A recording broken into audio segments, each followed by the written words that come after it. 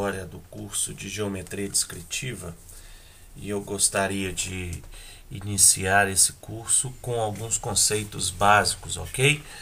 Conceitos que vão nos ajudar a desenvolver a disciplina. Vou falar aqui sobre alguns aspectos de nomenclatura principalmente, enfim, para que a gente possa trabalhar ao longo do semestre já com todas essas nomenclaturas e algumas questões relacionadas à disciplina em si bem encaminhadas e bem fixadas, tá?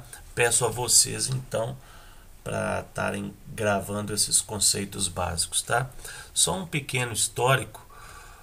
A geometria descritiva, né? Ela foi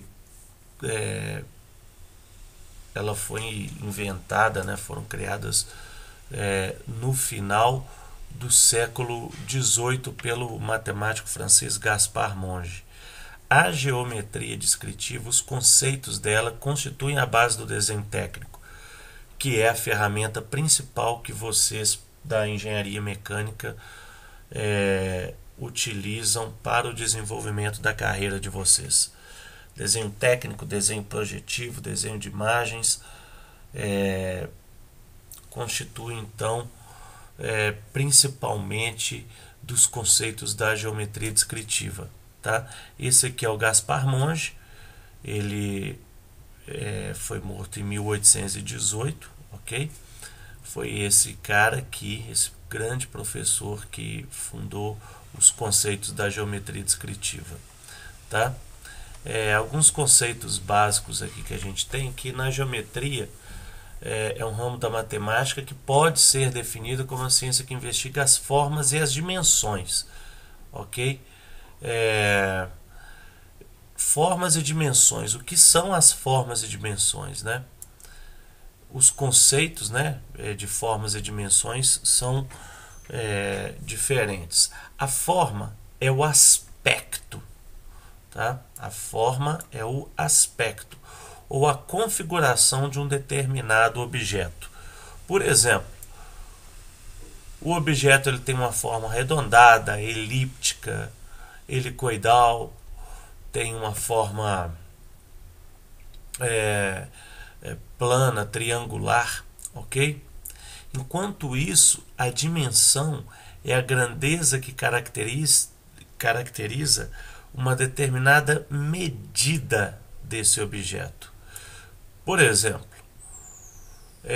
se um objeto tem uma forma arredondada, qual é o raio desse objeto? Né?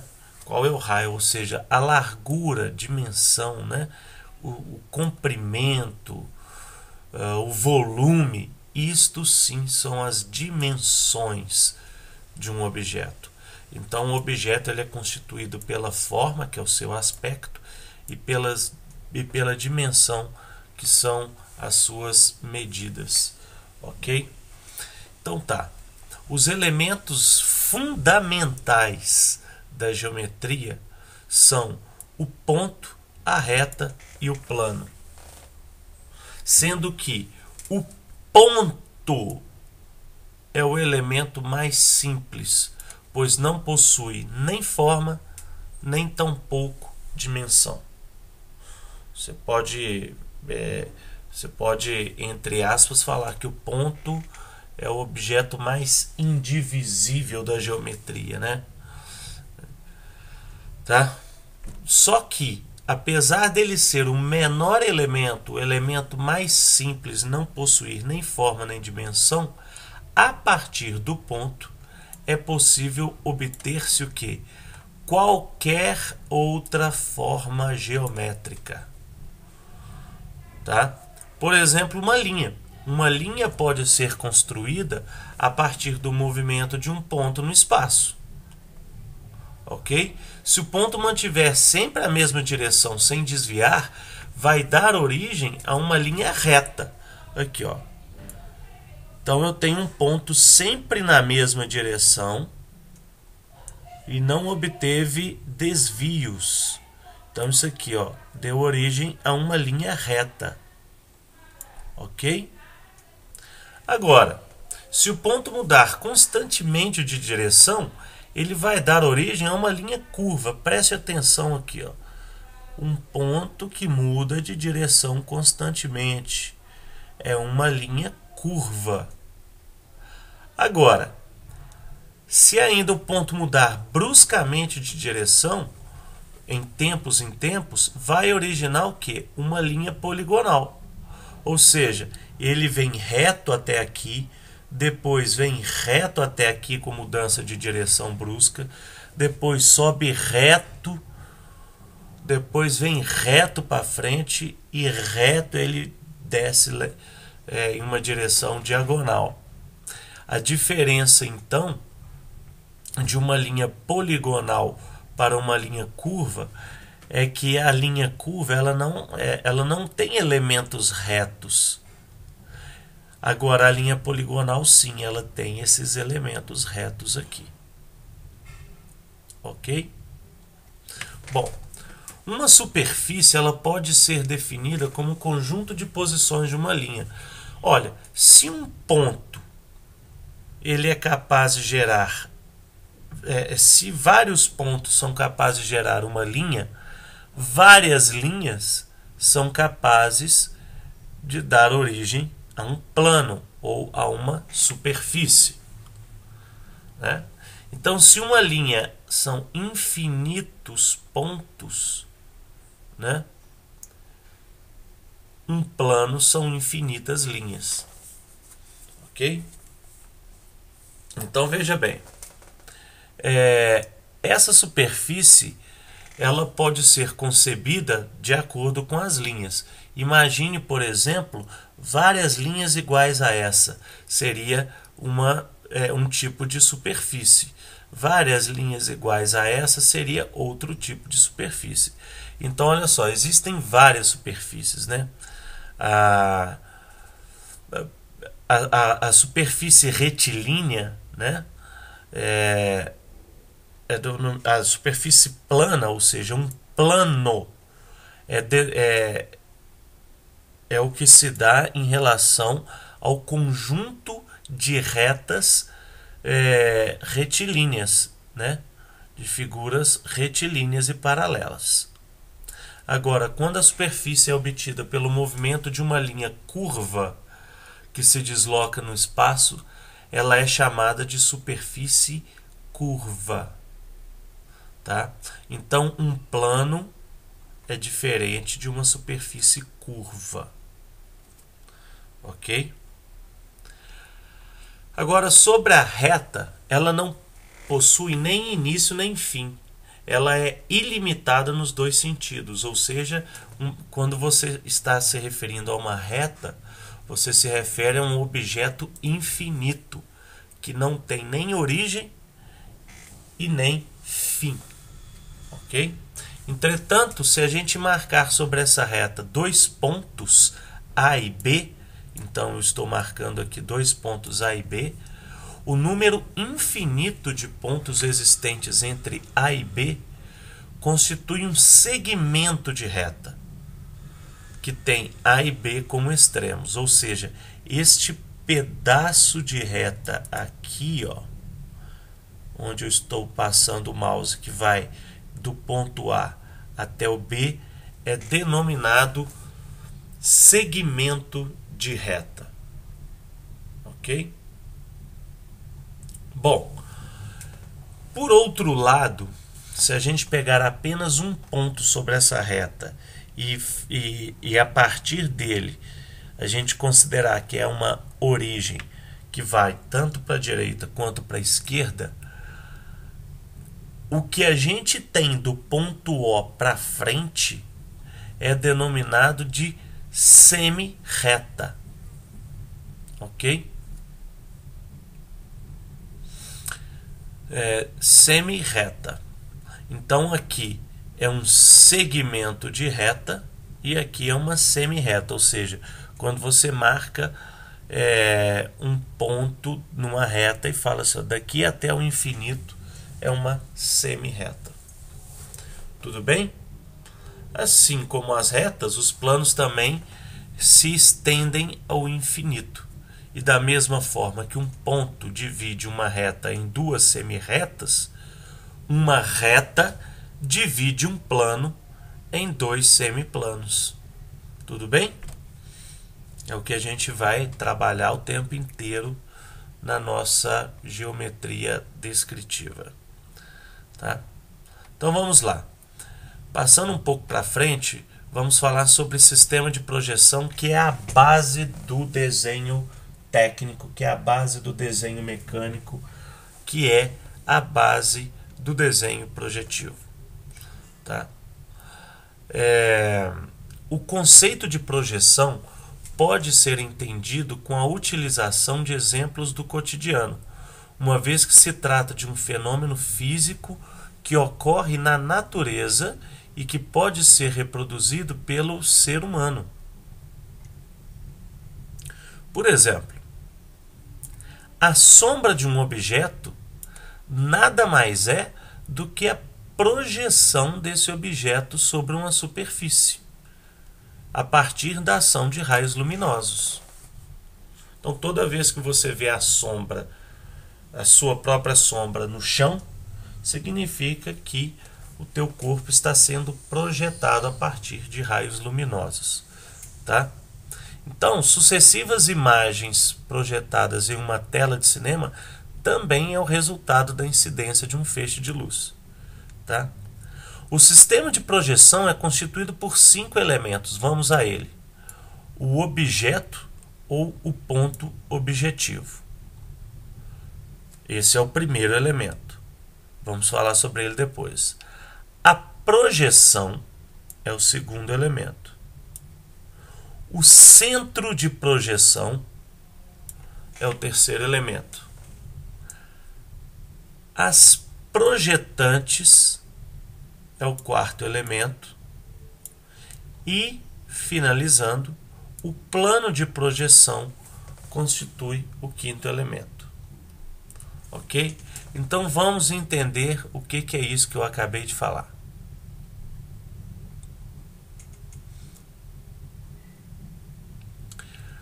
Vamos lá, aqui estão os 5 elementos, ok? O centro de projeção O, ou seja, significa que é o próprio elemento, ok? Ele está no espaço. Existe a projetante, que é a semirreta A, é esse raio que vem projetando ao ponto, ok? A própria projeção do ponto, que é essa letra em maiúsculo sem os parênteses. O ponto objetivo, que é essa parte aqui do meio. E o plano de projeção. Pois bem, para fins de nomenclatura, eu gostaria de deixar afirmado com vocês aqui que toda vez que eu apresentar para vocês uma letra maiúscula em parênteses, eu estarei me referindo ao centro de projeção, ou seja, ao ponto real, ao objeto real, aquele que está no espaço. Toda vez que eu me referir a vocês com uma letra maiúscula sem os parênteses, eu estarei me referindo à projeção desse ponto. Ou seja,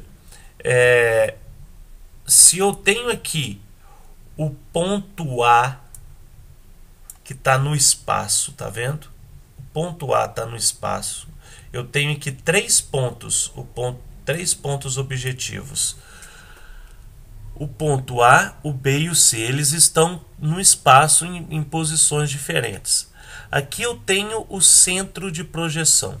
O centro de projeção, assim como os pontos que eu tenho, ok? Eles são representados pelas letras em maiúsculo com parênteses. O que seria esse centro de projeção? Imagina que seja a ponta da lanterna. Eu tenho a ponta da lanterna aqui no meio, e essa ponta da lanterna ela vai incidir sobre esses 3 pontos, não vai? Então, da lanterna passando pelo ponto A, eu vou ter a projeção do ponto A aqui. Da lanterna passando pelo ponto B, eu vou ter a projeção do ponto B aqui. E da mesma lanterna passando pelo ponto C, a projeção do ponto C vai estar aqui. Então, notem que todos os pontos reais estão representados nesse meu exemplo com a letra maiúscula e parênteses. As projeções do ponto estão representadas com a letra maiúscula fora do parênteses. Ok? E o plano sempre vai ser representado por uma letra grega em parênteses. Nesse caso aqui, o alfa. O que seria projetante? Na verdade, é a semi-reta que se faz entre o centro de projeção, que passa pelo ponto e corta o plano. Ok? Essa é a projetante. Então, vamos lá. Quando o centro de projeção está localizado a uma distância infinita do objeto, as projetantes são paralelas entre si. Ou seja, o centro de projeção ele não é mais uma distância finita que vai fazer com que as projetantes sejam cônicas, né?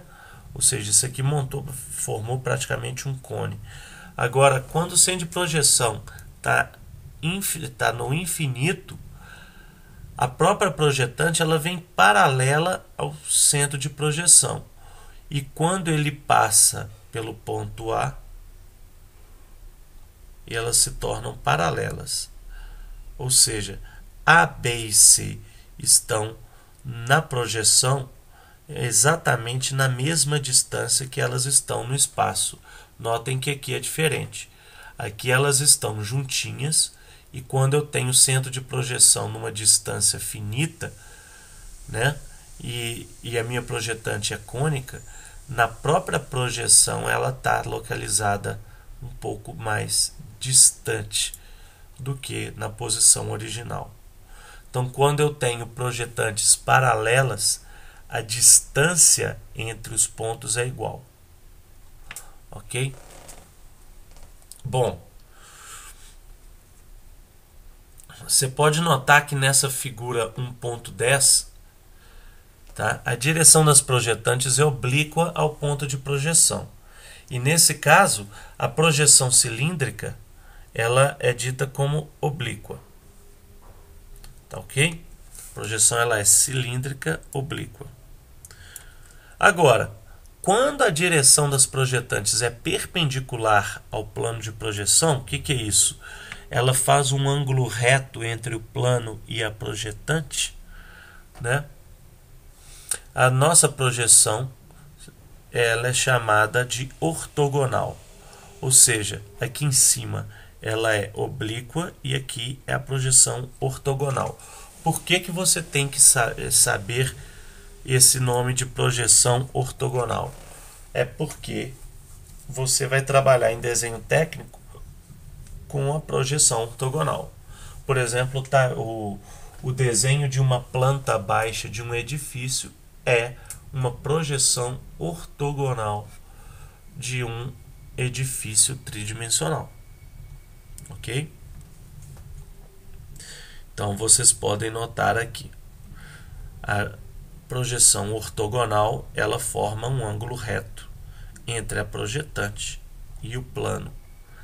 E a projeção oblíqua, ela forma um ângulo diferente do reto, ou seja, menor do que o ângulo reto, um ângulo menor, um ângulo inclinado em relação ao plano. Tudo bem? Agora vamos entender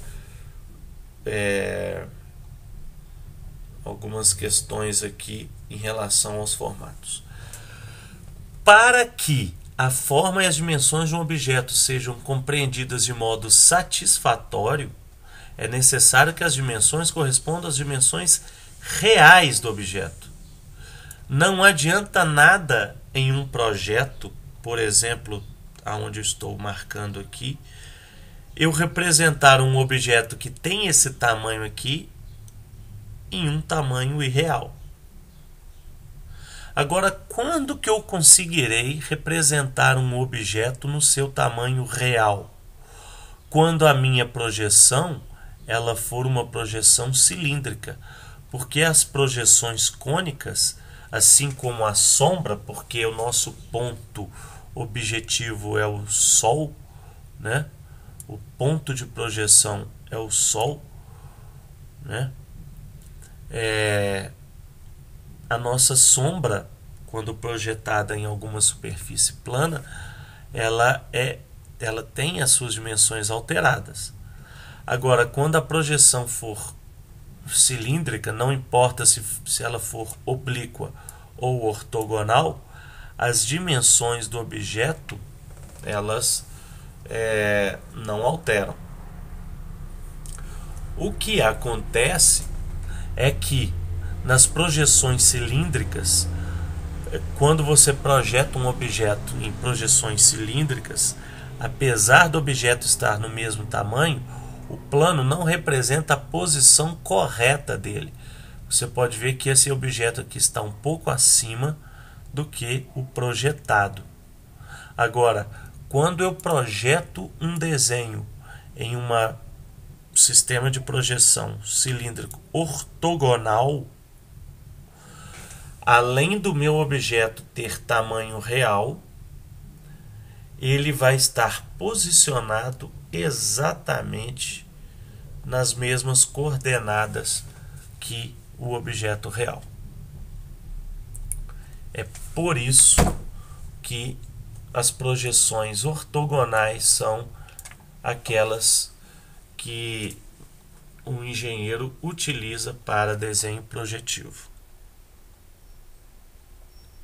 Ok? Vamos entender isso a partir desse desenho aqui, desses exemplos aqui. No sistema de projeção cônica, né, elas não correspondem, como vocês veem, às situações, às dimensões reais do objeto. Tá? Agora, na cilíndrica, veja bem, esse objeto aqui, que é o objeto A, o objeto real. Se eu tenho dois pontos de observação, o ponto O2 e o ponto O1, na hora de representar esse mesmo objeto, apesar dos dois pontos, né, me darem a dimensão real do desenho, quando eu estou partindo da posição O1, a minha projeção A1 ela vai bem acima. E quando eu venho da projeção O2, o ponto O2, passando pelo mesmo desenho, a minha projeção fica abaixo. Ou seja, o tamanho é real, porém a posição é diferente.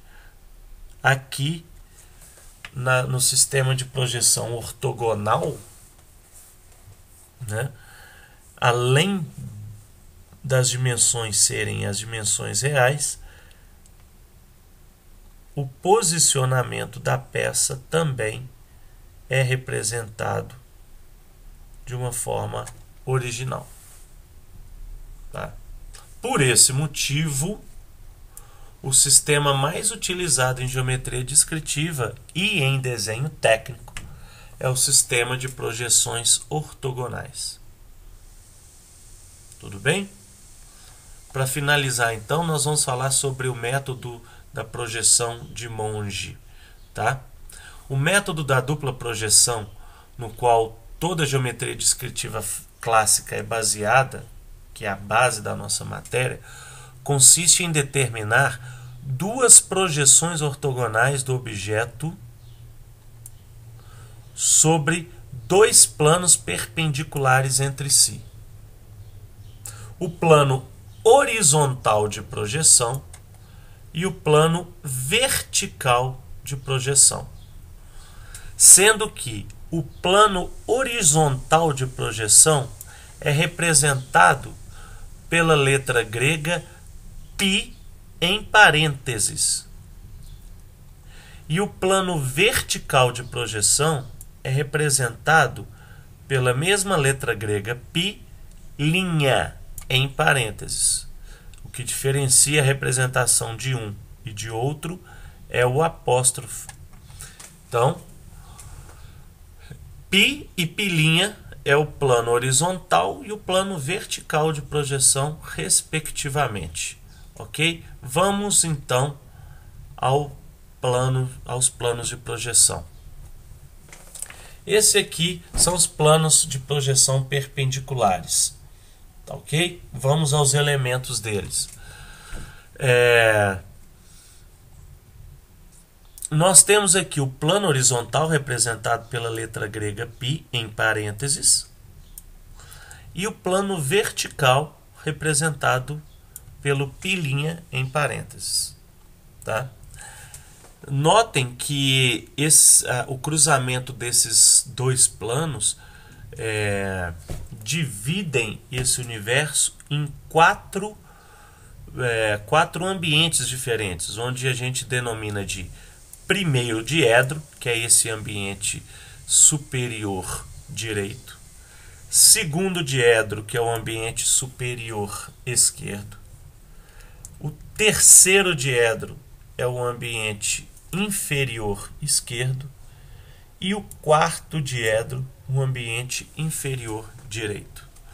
Notem que no meio deles, ou seja, no eixo do cruzamento, existe uma linha que separa esses dois planos em quatro planos.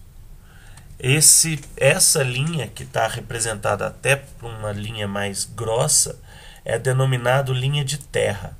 Essa linha de terra ela é importantíssima para os nossos estudos mais à frente.